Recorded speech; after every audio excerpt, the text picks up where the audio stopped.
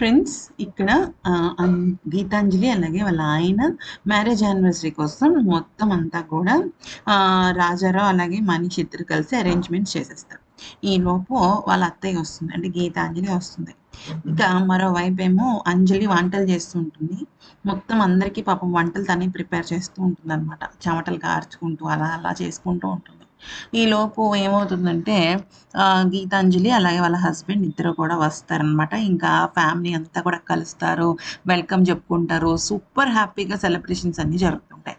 ఒక పక్కన సెలబ్రేషన్స్ జరుగుతుంటే ఈ రాకీ గాడు మాత్రం ఎంతసేపటికి ఈ అమ్మాయి అంటే అంజలి ఎలా ఉంది, ఆమె కళ్ళు ఆమె పెదాలు చూస్తూ ఉంటాడు.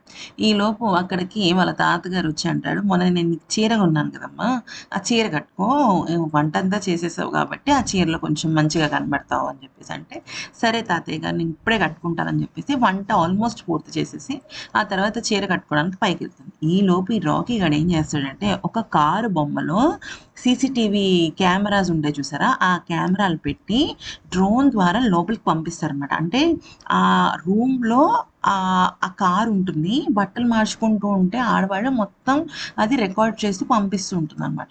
అది ఏం చేస్తాడు, ఈ అమ్మాయి రూమ్‌లోకి పెట్టేస్తాడు రిమోట్ కార్ ద్వారా. రిమోట్ కార్ బొమ్మ అది. అసలు ఆ బొమ్మ ఉన్నట్టు ఎవ్వరికీ తెలీదనమాట. అయితే ఈలోపు ఏమవుతుంది, పాపం ఈ విషయం అంజలికి తెలీదు. తను వెళ్తుంది. వెళ్ళి బట్టలు మార్చుకుందాం అని చెప్పేసి చున్నీ తీస్తదనమాట. అయితే వీడేమో ఆనందపడిపోతుంటాడు. అబ్బా! బట్టలు మార్చుకుంటుంది అనేసేసి. కానీ ఈలోపు ఏదో ఒకటి జరుగుతుంది. నాకు తెలిసి హీరో వచ్చి కాపాడతాడు. లేకపోతే ఈ దరిద్రుడికి ఇన్ని చెత్త బుద్ధులు. వాళ్ళ అమ్మేమో గొప్పగా చెప్తది పిల్లల గురించి.